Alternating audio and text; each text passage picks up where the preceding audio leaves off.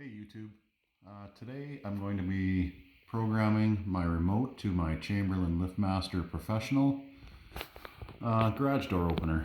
Now how you do this is you have to remove, on most of them they have a plastic panel here, and you'll just collapse it and remove it so you can get access to the little red button in behind it.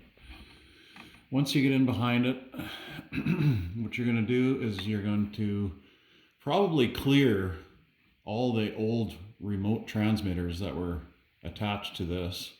And to do that, you need to hold the button for 6 seconds. So you'll hold the button.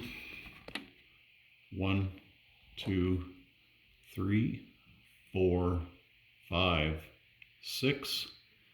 That will clear the memory so you can start from scratch again.